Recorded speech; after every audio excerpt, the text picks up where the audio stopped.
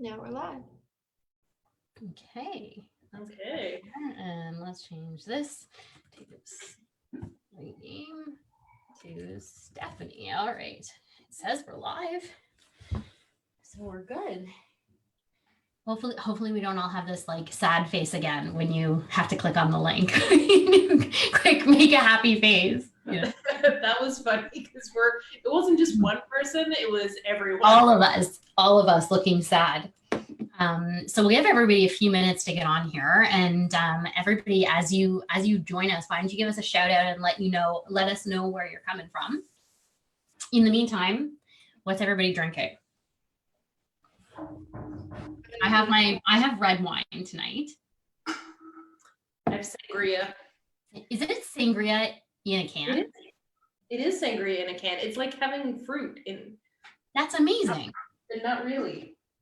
That's so good. And what kind of whiskey are you drinking, Kim? It's moonshine. Is it literally called moonshine? Yeah. That's amazing. But it's flavored, so it's the wimpy kind of moonshine. Like it has a flavor. It's only like 30% maybe it has a flavor. Because I'm not a big hard liquor drinker and I'm a super wimpy whiskey drinker. But somebody came and they knew I drank moonshine, so they came and brought me a bottle for my anniversary. I think they came and like doorstep dropped it, but they brought me like the actual, like I think it's Harley Davidson brand moonshine, and it's like 60, like it's. So are you gonna be conscious by the end of this hour? This is baby stuff. This is my wimpy moonshine for girls who don't drink Harley Davidson whiskey. Oh, so. All right. But I do have that. Here's what you do. If you go for the more hardcore alcohol next time, just keep. Uh-oh. We've lost Stephanie. We lost Steph. Oh. We lost you. Back? You're back. I'm sorry. Apparently my connection inside the bathtub is not a very good connection. I might have to move. We'll see. If it's bad, I'll move. I'll move out of the bathtub. Although it is much more comfortable than sitting on my toilet, I gotta say. I physically cannot move this camera in any direction because nobody can see any of the rest of my bathroom. I tried a lot of angles and this is the only one that works. You can see my shower curtain. It says get naked. Nice. That's a good suggestion before getting into the shower. I've never seen a shower with instructions before. I didn't realize. Is your family in need of instructions? The problem is that also this is the only bathroom in like this area. There's like a small one in the basement. So all of our guests come in here just to use the facilities that they're visiting, which I don't know if they all immediately strip down. Right. That would be confusing. If I was over for dinner, that would be a little like, is it rude not to follow the instructions if I'm at your house for dinner? It's really what I'm expecting. I'm expecting that it takes you a long time in the bathroom because you needed to strip entirely down when you came in.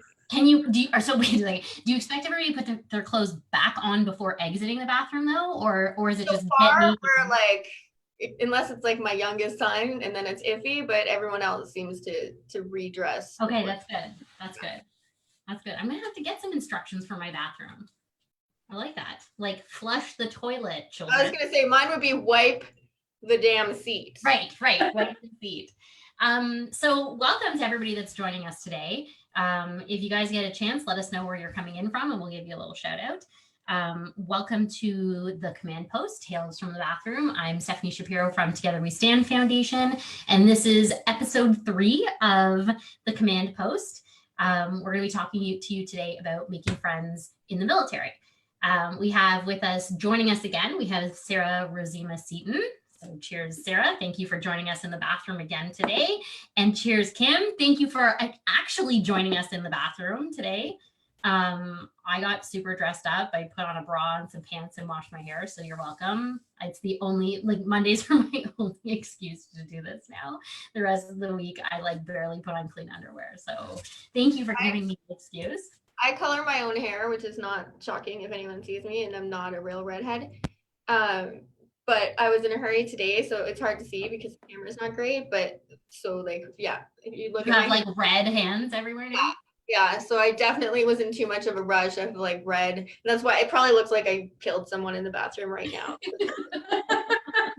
And that's what my towels will look like for the next 2 weeks. Nice.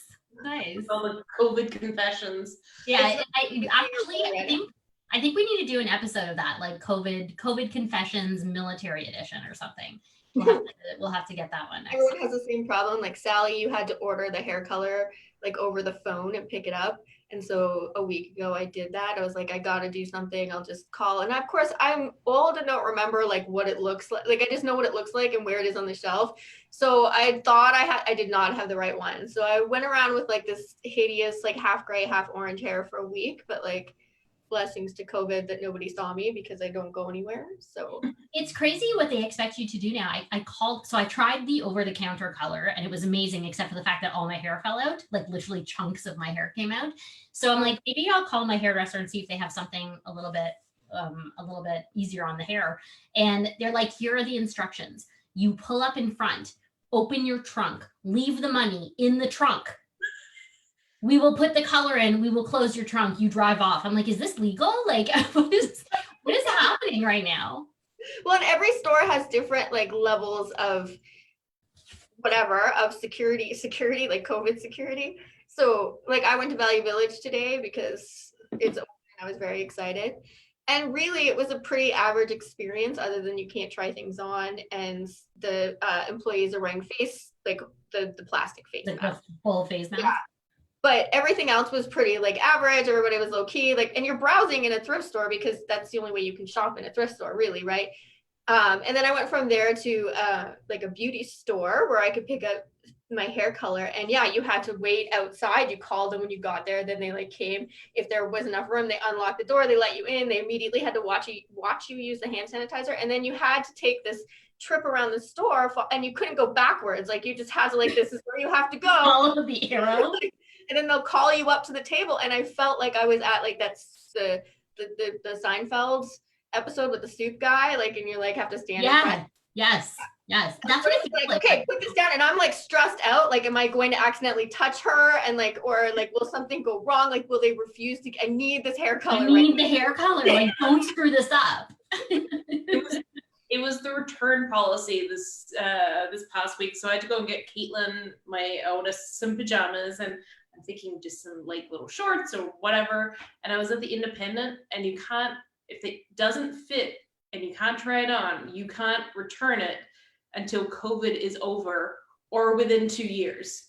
Within 2 years. Okay. I'm like, why would I hold on to the receipt for 2 years? Yeah, hold on to it for 2 years because your 15-year-old's gonna be exactly $8 pajamas that you just bought. You're gonna need to hold on to that receipt for 2 years with tags on.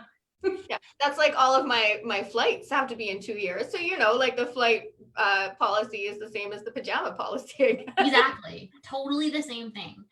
So guys, we're here to talk about making friends in the military today. I don't even know where to start with this, except that I was traveling out west with my CEO, and we were at a base in Esquimalt. We were in Edmonton, excuse me. And one of the women, we were talking about like, how do you make friends when you're traveling so much? And she said the best line. She said, guys, there is no kindergarten for 30-year-olds. Like kindergarten, you walk in, there's like 25 new friends to meet. And she's like, there's no kindergarten, there's no equivalent of kindergarten for 30-year-olds. So except that there is, and it's what the members go to when they get to work, when they get posted somewhere new. So the members get to go to kindergarten. So there's members kindergarten, there's just not family kindergarten. Mm-hmm. Mm-hmm. That's interesting. Well, because they all get to go to work, right? And then but we don't necessarily have jobs there. So yeah, they do. In theory, I mean, my husband will probably not watch this and call me out on calling his job kindergarten, but that's where this analogy went. So right. Honey, I couldn't help it. We had to go with the analogy. Yeah. So tell me what it's like when you have a new posting and you first get there. Actually, talk about your first time being posted somewhere and really not knowing like sort of how to make friends, how to go about it. What do you do? Like how do you start reaching out, or do people reach out to you? What is it like? Oh my goodness. Do you want me to go first? You guys go, whichever. Our first real posting, because I met my husband when he was still in university, which is so not like the regular military. And so we finally got posted to Trenton, really the first time. And I was an Aussie. I drove on the opposite side of the road. It was snowing because we moved in winter. And I did not know you had to actually shovel the driveway. So yeah, anyway, in a foreign country, and it was really hard to make friends, didn't really know anyone.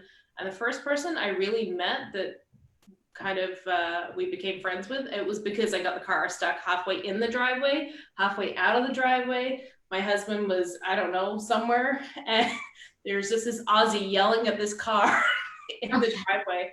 But yeah, I don't know, it's hard. The first one was really, really hard. And then I met probably my first group of friends through my husband's, like, having barbecues and such. So within the military member community, everybody would kind of get together, and that was your first exposure to what other military families look like? Yeah, well, it's kind of weird when you're first in a place, or it's your first move, and whether you're in your 20s or 30s, if you don't have kids, it's much harder to make friends because you don't even know where to start. And everyone, I find in a lot of communities, people have grown up, so they've either gone to high school or they've grown up through, they've met through other people, so they kind of have their established networks. So it takes time. I find that my military circle, that makes it a little bit easier to kind of start off with, but the first move was definitely the hardest. I have Susie here who's watching, who said that she agrees that it can be really hard, especially sometimes with different languages and different cultures. So it's like throwing in all these new layers to the fact that you're completely new. Kim, what was your first experience like with the first posting and not knowing anybody? When I married Nathan, I moved. I just moved from Calgary to Edmonton, which is only like a 4-hour. It'd be like Toronto to Ottawa kind of thing. But I didn't have a job. I was 20. He was like, yeah, we were like 19 and 20. So we didn't make a lot of friends.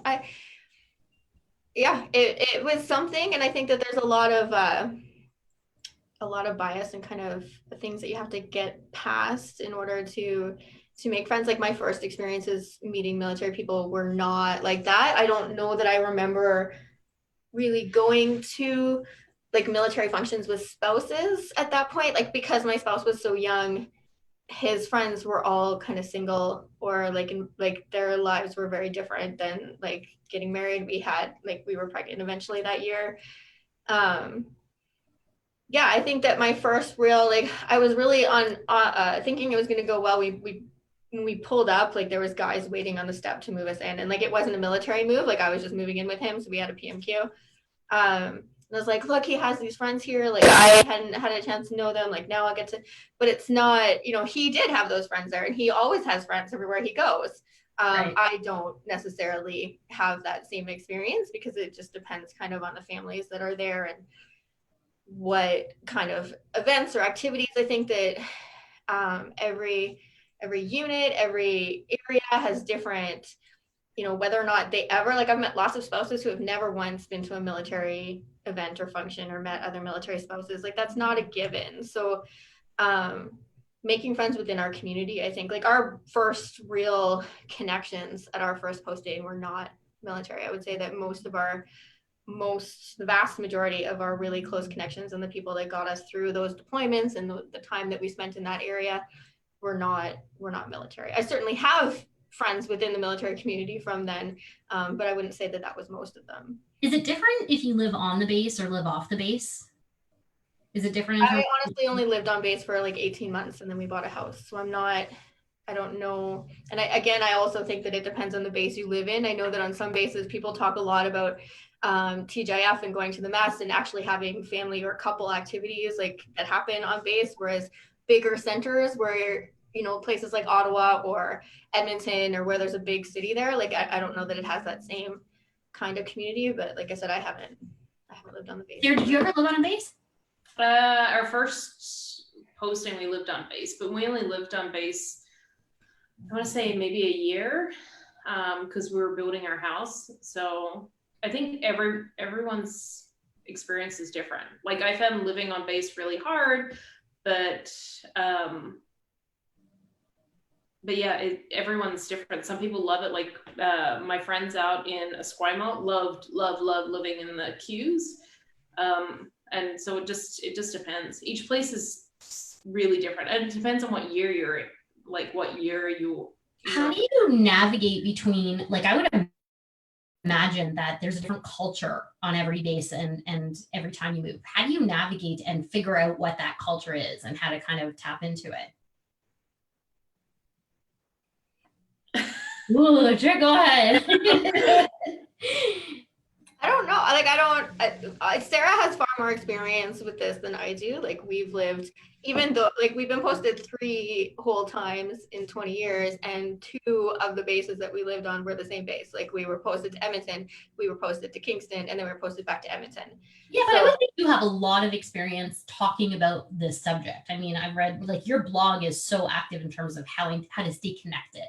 Right? I mean, lots of people tell me about what bases look like, but that's like, I don't have the experience of living there. So right. Absolutely, like it shocks me all the time, the differences that I see or hear from other people when I'm at different bases on what their base look like and what the culture of that base looks like. And even just what it looked like year to year. It depends on who's posted there and what, you know, a unit could change because one command team will throw all of these family parties and then the next command team won't necessarily do the same thing. There's different functions of the MFRC. There's different, you know, whether or not there is a vibrant kind of military connection on a base is really, it's not even just location based. Sometimes it's just time based when you're there.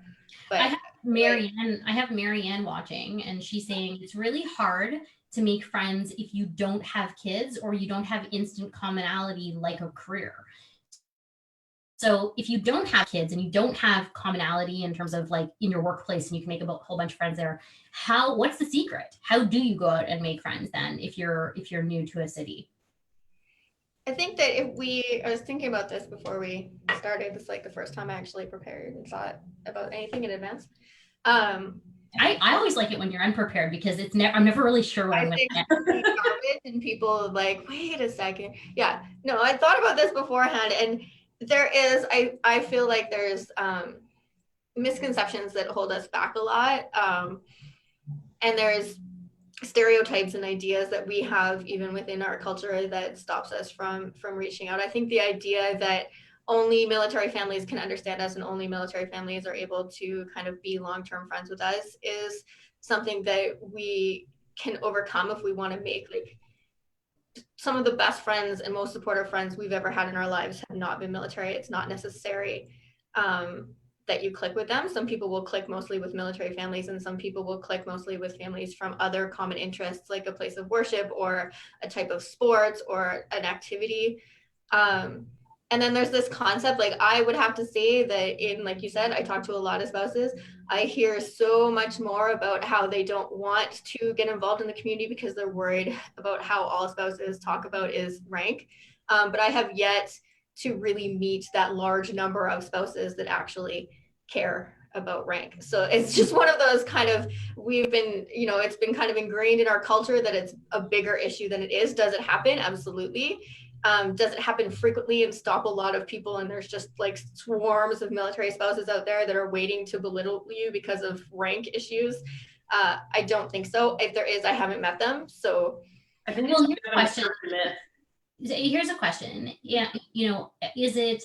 I understand if your spouse is higher ranking, is it more likely that somebody who has a lower ranking spouse will be scared to reach out? Like, does it get harder to make friends depending on the rank because of this stereotype? I have met more people who have said they aren't willing to make friends with, you know, higher ranks, the spouses of higher ranking members, because all of those spouses are kind of insert stereotype about being snooty or uppity or whatever, or judgmental, than I've ever met the actual judgmental spouses that they're trying to avoid. So interesting. Yeah, So I think what caused the stereotype? Like, why are people so afraid to go out there and make other friends with other ranking it's officers? happened, but It's like any urban myth. There's a big stereotype that, and it's not true across the board, like that everyone thinks this, but there's a bit of a stereotype that officers' wives wear pearls and they're all like, you know, they host garden parties and whatever, and which is not really the case. Okay, well, while we're doing this, I want to play military friend matchmaker. So whoever's watching, I want you to shout out where you're watching from, or what base you're closest to, and we're going to make some connections here. We're gonna do some matchmaking here and get rid of some of that stereotype, and we're going to make some new friends during this hour right now. Yeah. So stop talking. If you're worried about your partner's rank, stop talking about your husband's rank. Yeah, don't talk about your husband's rank. Just tell us where you are, and we'll connect you with a new friend. We're gonna play this matchmaker game. I was gonna call it the love boat game, but then I realized. I have Christine Johnson here saying it's like friendship speed dating. You are all there for the same reason, so you skip the small talk and go straight to the hot topics and juicy details to see if you're compatible. Is that what it feels like? Does it feel like you're like blind dating other? You have 3 years somewhere, like you have. This is how much time I have to make friends with you, and if you move to, like, I have one of my very closest friends. She, I knew her a little bit here in Edmonton, and I got posted to Kingston, and they'd already been there for a year, and I legitimately just called her and was like, I need an emergency contact. So cool if I put you down. Like, you know, like, just found out your phone number, cool if I add you as an emergency contact. And because you have to do something, right? You've got to reach out and make that. It takes effort, and I think it takes effort, and it takes the willingness to try several times. And that's the frustrating part, is that, you know, people would be like, well, I went to this activity and I didn't meet anyone. Or I mean, something that I've talked about in a lot of events that I've gone and spoken at is the first time that I ever went to a spouse event where I was really badly treated by someone because of my spouse's rank. And you have to be willing to go back and realize that that person didn't represent the whole. It would be so hard. If you're an introvert, how does that work? Like, I can't imagine how difficult that must be. Like, I'm an extrovert. I can go into a room and say hi and not sweat and like get smelly and whatever. I do that after. Oh, we lost Steph again. She's always in a really great mode. Yeah. I'm right here. So what is it like if you're an introvert? Because it sounds like you really, really have to put yourself out there if you want to make community. I feel like everybody does, like, and I mean, like, for the military community, you move more frequently, so it has to happen maybe more often. But if you want to have a support network, if you want to have people to call when you need them, then you have to make the effort to, like, kind of create those friendships before the crisis happens as part of resiliency. And absolutely, and I can't speak to that. I'm not super introverted. People assume I'm a lot more extroverted than I am, but that's because my job is to do this for an hour and then go hide somewhere for 2 days. So, like, I get the opportunity to be both, but it does, and it's harder depending on your personality, and it's harder depending on, you know, the type of, you know, activities you enjoy, or whether or not you have kids. But not even just whether you have kids, but what ages kids you have. Like, I'm not bringing my teenagers to play groups. So moving here, could you please and film it? Yeah. Come on, guys, go play so I can meet some moms. Get the clocks, you can do it. I get to meet moms if they're complaining about my kids skateboarding in the park. Like, so it's really very different. But yeah, you do have to put that effort out there, and you really do have to accept the fact that you're going to have negative experiences, because everybody does. Right. And those people aren't your people. So go find different people. It's hard not to be put on. I mean, not necessarily the same, but a little bit. I remember being a new mom. I didn't know anybody who had a kid.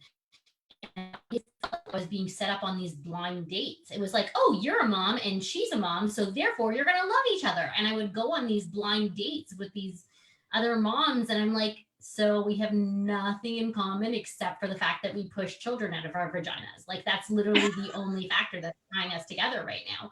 So I guess I think it's what you said. Like, like, how do you down if you don't make those connections right away?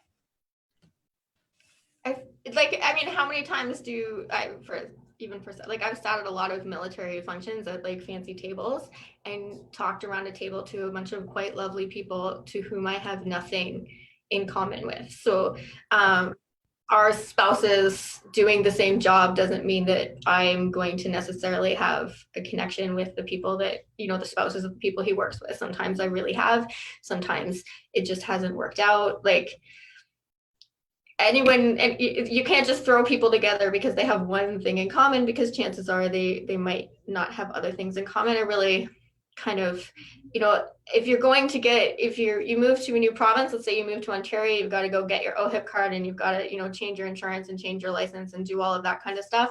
You need to like add on there, like, what is my thing that I'm going to go put myself out for? Am I going to sign up for a book club? Am I going to go to some kind of library activity? Am I going to sign up for a gym? Am I going to, go to my first, time at a place of worship? Am I going to find some kind of small group activity? Like, you have to find your thing and then be willing to try it in a new place.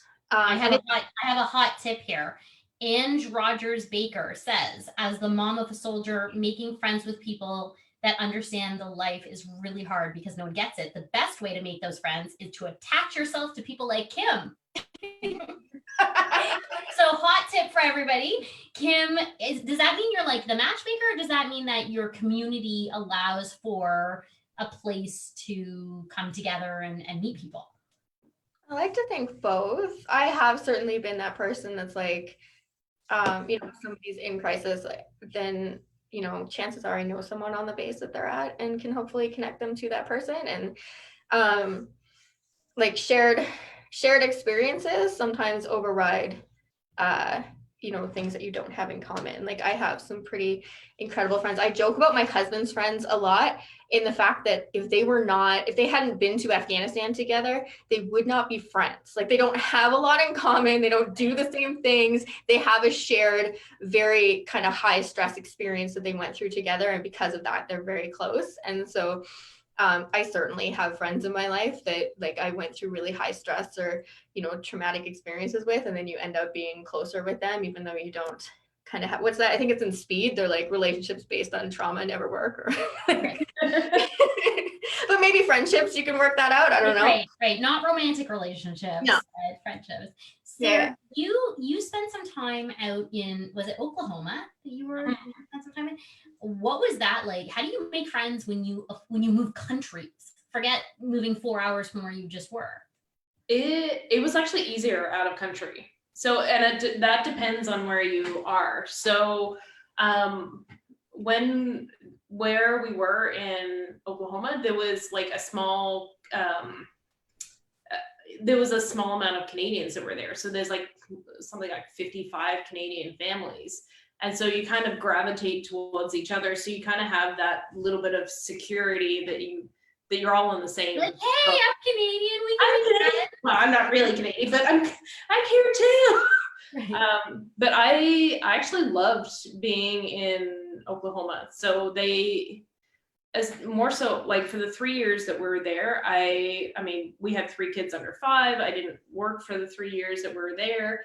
But they had but most people that had kids didn't work either. So it was like mummy central, and they had lots of mummy play groups and those sorts of things. So that was it was actually a lot easier down there than it is in country. Do you think it's because in the States they have some more sophisticated or a more rich array of military services? Did that contribute to that at all? Not really. Well, the support services I found were better down there, but it's more so when you've got 50 like military members that are all Canadian, you all kind of tend to hang out and do things together. Whereas when you're on, say, like in Trenton, there's 5,000 members. So it's right. It's a lot different than it is in country, out of country. Right. Interesting. I have here Elaine Vaudry Hanlon. Our first posting was hard. We moved from Petawawa to a small Navy station in BC. My husband was Army, so it was a culture shock. That's interesting. What happens when have you guys experienced that, going from Army to Navy or Navy to Air Force, or, is it different because is there another layer in there that makes it more difficult because you're not in the same branch of the military, or from a spouse perspective, it doesn't matter? As a spouse, I don't know the people that I met. Doesn't make any difference to me, like what branch of service it is. Just like I wouldn't care if they were connected to the military or not, if I'm going to make friends with them. But my husband's trade is hard Army. Like there isn't an equivalent of his job in the Navy or Air Force. There's not a lot of, I try to explain it a lot to people when they talk about moving into a lot of different places. There's not a lot of places that need someone with my husband's specific level of expertise, I suppose is the way that goes. Kingston was a big difference for us. And I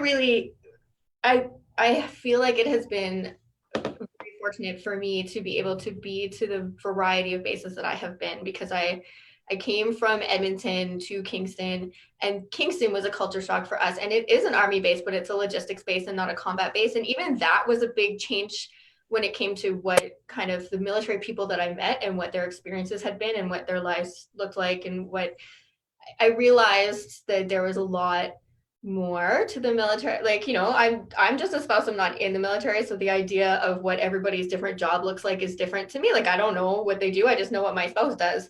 So when you meet other people and you realize just the variety of jobs and ways that people manage military life, or what military life looks for them. I've met people who have never ever been posted. I met people who have never been through a deployment. I have, like going to Navy bases was, I don't know how many times that I said the word boat accidentally. Like it's not the correct term, in case anyone is wondering. I may have done that in Esquimalt. Like, that's a nice boat. And yeah. So ships carry boats, but at the same time, like I really enjoy every single time someone tells me that they see tanks driving down the street. Like that's not a thing. I still don't know what a frigate is. Somebody needs to explain to me what a frigate is. But it sounds like someone's swearing at me when they say that. They're like, I was going to ask, I don't remember. I think I've had too much wine because now I don't remember what I was going to. Oh, I was going to ask, do you guys, what was your, I don't know if you guys want to share or if you even have one. Do you have like a military family blind date horror story? Oh, you both do. Now, are you going to share them is the question.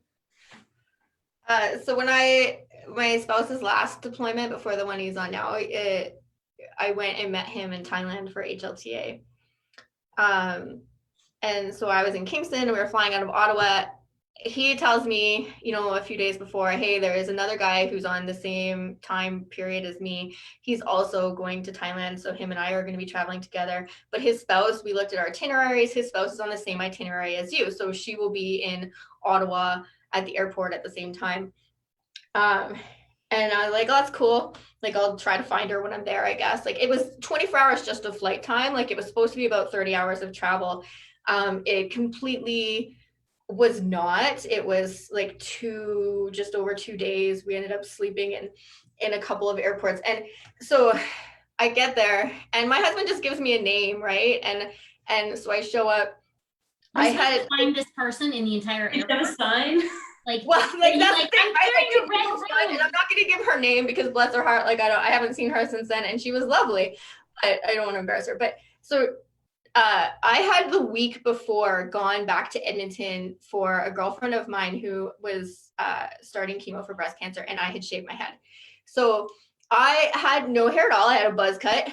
I was a lot smaller than I am now, but I am still the girl with I am heavily tattooed. And we're going somewhere warm. So I'm in like tank top and shorts but I dressed for travel. So I got no makeup on. It's 4 a.m. when we're, going through security, all the tattoos are out, which means that I definitely get called in for the security pat down every single time I go through.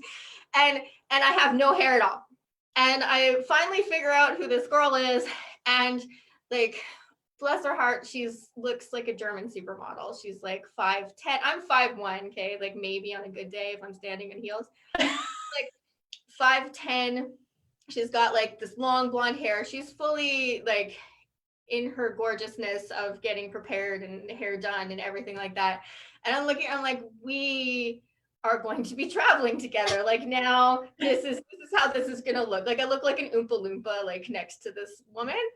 So we ended up, for our flight got canceled when we got to, first I took a malaria pill that didn't agree with me and I spent 3 hours throwing up in the bathroom at the Washington airport, and then decided I just need to clarify, Kim, this wasn't your horror story, this was her horror story. This was 100%, this woman was stuck with me. So I spent 3 hours throwing up in an airport bathroom. She did not at least come in with me, the poor girl.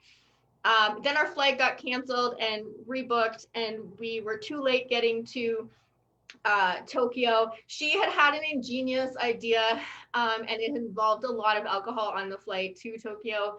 But then when we got there, we'd missed our flight to Bangkok. And so we ended up having to rebook at a different airport. In case anyone didn't know, there's 2 airports in Tokyo. Our next flight was not on the same airport. So we had to like get travel to the next airport and then sleep on the ground in the hotel or in the airport in Tokyo, and then fly out of Tokyo to get to Bangkok, to which our husbands had decided not to meet us at the airport because they'd already been there for a full day. So they were like, just come meet us at the hotel. I'm like, I don't think that you understand how much Ativan and wine has been consumed over the last 24 hours for us to even just get to the place we are now. Like we've slept on 2 airport floors. So, I mean, I've legitimately not seen this woman since our return trip, which was much less eventful from Bangkok, but I am sure that was her horror story of the like 2 full days of travel that she was stuck with me. Yeah. That's a good, Sarah, how do you follow that one up? Do you have a good horror I got nothing. I can take story of a hard party? dinners that I've been to, but nothing. Nothing like that. I don't know how you followed that up. No. Okay, I have a question, and I'm curious to know. I don't know if I'm opening up a big can of worms here or not, but I look at the mom community in general, and sometimes it's hard to make mom friends because there's a lot of judgment. There's a lot of like, oh, you do this or you do this, or like sometimes it feels like there's a lot of judgment as a mom and the decisions that you make, and it's hard to strip that away or try to find people that don't bring that judgment. Do you find is there an air of judgment in the military family community that makes it harder to make friends, or is that another myth that we're dealing with? Is that something that we can help break down? Nope. Opening it. Always in a Did you weird lose spot. me? I'm here. Did I get a good position again at least? Yeah. So am I opening up a can of worms by asking this question about like judgment, and is there like a safe space where people can go meet friends without feeling that judgment? I certainly think that it exists. I just don't necessarily believe that it exists anymore in the military community that it does in the greater community. I think it's you kind of, especially as you kind of live this life and you move a little bit more, you end up seeing the same people at whatever base, wherever you get posted. And that comes in time because you normally either know someone or you know someone that knows someone, and that kind of helps you make friends a little bit faster, but you kind of get in your comfort zone too. So yeah, I think that, and we found it when we moved back here, and I actually did hear from somebody who said something to the extent of, well, of course, these people all made friends, their spouses are all in leadership and they all sit and talk to each other when they're at an event. Instead of the idea that like we're friends because we've known each other for 20 years, not because of what our spouses do. We've just been doing these same events for the past 20 years. So when we see each other in a new location, it's the same faces. And you gravitate to what you know. So if you've met someone else at an event, and sometimes that officer stereotype comes out there, because if you go to another event that's, you know, all ranks and spouses as well, you'll get this idea that officer spouses all kind of gravitate amongst themselves. But officers have mess dinners that are just them and their spouses. So those spouses get a chance to meet each other if in fact that happens for them at their base or at their location. may have already had a chance to meet each other at those events. So then when you go to another type place, people have this illusion of like, oh, well, they're kind of cliquey because they're all officer spouses. And so they all want to hang out together, when really they're just as insecure as everyone else. And they're just gravitating towards the people that they've met at least one time before because it's someone that they can talk to, right? So like, you're safe. Oh my God. yeah, I've seen you before. We're wearing the same gala dress we wore last year. Right. But that's the thing, you tend to, especially, I've been working with one of my clients that I work with goes to a lot of the like military balls and functions and such. And so you end up seeing the same people. And it's not that you're kind of like, I only want to be friends with officers, other officers' spouses. After you've been to a lot of these dinners, after a while, you just don't want to be sat next to the person that brings out a flip book of their cats. Because it's hard. Maybe I do though, Sarah. So like maybe we should spot. The cats had pajamas. It was an entire flip book. So the thing is, you bring your flip book of the cats. No. You don't break it out right away. You just sort of are like, so do you feel like cat? Right. Just put it out there softly and gently.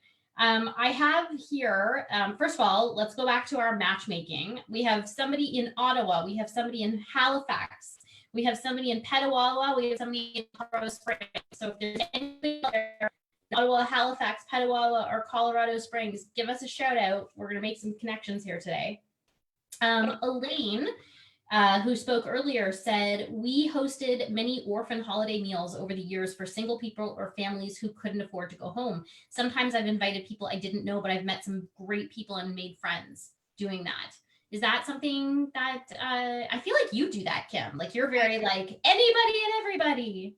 Yeah, we have open houses, and I've always had, random, and I mean, you mentioned like depending on what your spouse's job is, sometimes it makes it harder. I did find that, eventually it gets harder to invite the really young single guys over, to make sure that they get out of the shacks. I want to make sure that, make sure that they're all invited and they know that they can come for Easter, or, Thanksgiving or whatever. And might as well be like, they really don't want to hang out with me for Easter or Thanksgiving, so it's really not going to work this time. So sometimes it does get harder, but we do have, I have a friend right now, that, I think that I first met her because I did just show up at, met her for coffee because I asked. I have a friend that I ended up being in her wedding, and it was legitimately because I met her right before her spouse was, overseas with my husband at one point, and then he went back overseas, and and this time he was with this person, and she was pregnant, and I happened to see her at his going away party, and I said, if you need anything, call me. And she actually did, which I appreciated because most people would just kind of file that away. And she asked me to come to her prenatal classes because she didn't know anybody to go to prenatal classes. Nice. So the best part of that is I had 3 kids and had never been to a prenatal class. So I learned a lot. Amazing. That's so good. You learned I was unaware of when I had any of my children, but I knew it for hers. So then you get the chance to meet someone. Like I became friends with this person. Eventually we were, I was in her wedding party, and it was like I met her for the second time I ever saw her was picking her up to take her to go like watch a nurse show us how babies are pushed out of vaginas. Like that's how we. If that doesn't bond you, I don't know what. People thought we were a couple. We didn't correct them, whatever. That works. Side note, Troy Zero Sarah says, I thought you liked my cat flip book. That's true. So I don't know where we stand on this whole cat flip book situation for meeting friends in the military. I feel jealous that Sarah, I want to switch spots. Like I have been at some uncomfortable formal military dinners, and I feel like a cat flip book is exactly what that was needed at the time. Think it's a good icebreaker. Like I almost feel like I was gonna kind of summarize here because we're getting at the 45-minute mark, and I was gonna summarize and be like, put yourself out there and find a club, and but I didn't think that we'd be putting cat flip books on the list of how to make friends. But maybe like if you ever need a blog post subject, Kim, this is a good one. Like you know, Right. add it to ways to make friends or maintain friends in the military. I think that's the way to do it. I Except for also with Sarah. Like clearly it didn't work for Sarah. So like know your audience. No, it was you're an hour and a half Right. of cats in pajamas. right. That seems amazing. Like that's basically just the internet, but in a flip book style. I actually feel like I would be ingratiating myself to them because I'd be like, you are now the best party story I'm ever going to tell. So I feel like that's amazing. So I want to wrap us up because we have, I don't know about you, but my glass is almost empty, which means it's almost time for bed. But if you guys had like one or two like really solid tips for sort of the newbies in this, trying to make friends, they're not 20 years in and, you know, have that military family, what are the one or two real sort of survival tips and sort of finding your community?